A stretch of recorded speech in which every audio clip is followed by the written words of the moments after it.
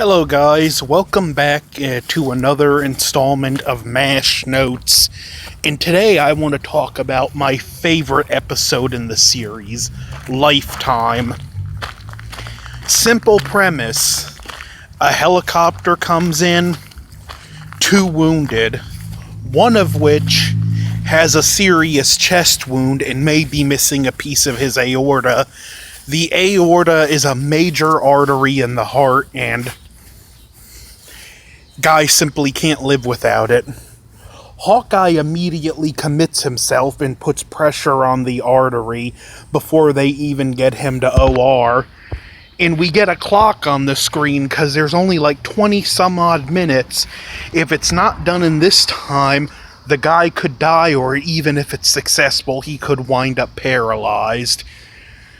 So this episode is fighting the clock, and you feel the tension. Even when it fades to black for what would have been the commercial break, you see the clock kicking on the black screen, which is kind of a hint that, yeah, just because you're going to commercial, time's still running out on this guy. And when it fades back in, you see time has passed.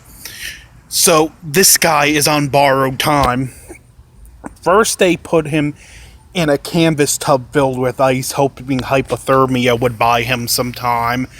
And they get more wounded in. Superficial belly wound and a major head wound. They've taken other grafts from people who haven't made it, arterial grafts for the aorta. None of them were big enough. And meanwhile, while this is going on, Charles is working on another patient, and there is a little banter back and forth. But this episode keeps the humor so superficial and keeps it more serious. You do get some moments of levity, like when Klinger has to impersonate Colonel Potter to get information if there was another battle in the area, because the guy they're working on has a rare blood type, and they don't want to.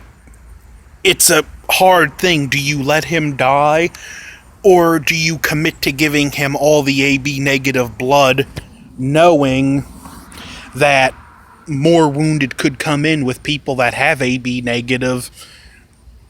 So, yeah, there's a lot of hard decisions that have to be made in this episode. Anyway, there's a soldier with a head wound. Like, half his brain is gone. He's not gonna make it. It's just a matter of time till he dies, and BJ realizes, hey, this aorta may be the right side, so he has to do something that I can imagine must be the hardest thing any doctor can do, and just go against his training.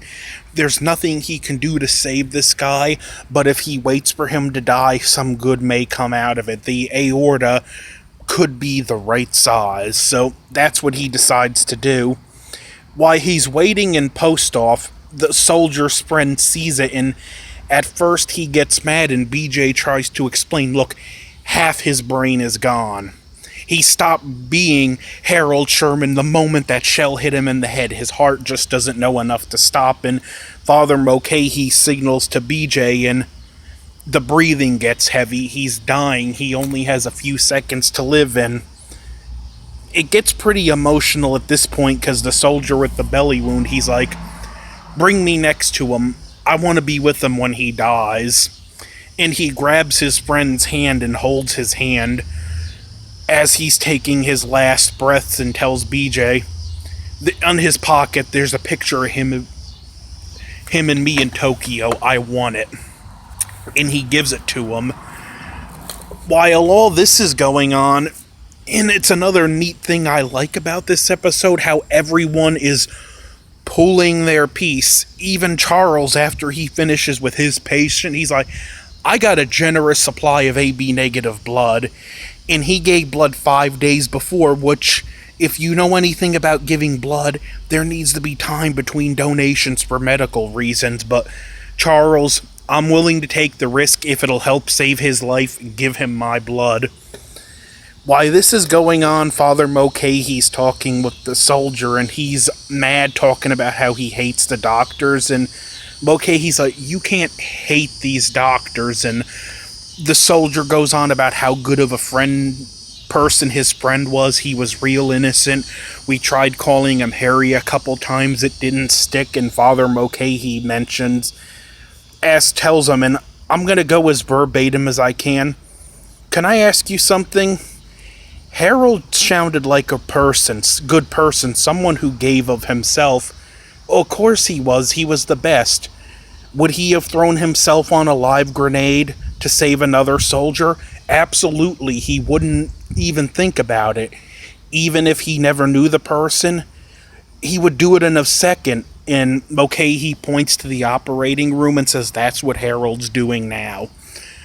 And it gets him peace about it, to the point where when he gets brought in the operating room and they're operating on the soldier, he asks BJ, is he gonna make it? And BJ tells him, yeah, I believe he is. And he goes, well, when he wakes up, I'd like to talk to him, tell him a little bit about Harold. So they perform the operation.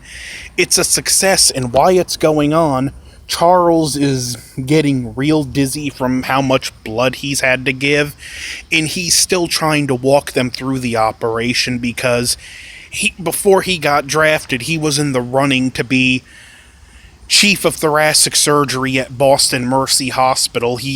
Was one among the best thoracic surgeons in the country, and he's still trying to help out, even though he can't be at the table, and there's 2 doctors and 2 nurses working on this surgery. So they patch him up, and they're 3.5 minutes over. Now, they kept him in ice to hopefully induce hypothermia to buy them some time, and they're not sure, and Pierce is mad, and he's like, yeah, well, we saved his life, that's something. And BJ points out, no, Hawkeye, that's everything. And the episode ends with the soldier waking up, and they're like, wiggle your toes, wiggle your toes. And we see all's well that ends well as this episode ends. He's not paralyzed, but it's a tense, emotional, well-written, thought-provoking episode. The acting is great by everyone involved. The humor is kept to a minimal, and just enough to keep the more serious stuff from being too harsh. The episode's called Lifeline. It's my all-time favorite episode in the series. Check it out. Don't forget to like, share, comment, and subscribe. Over and out.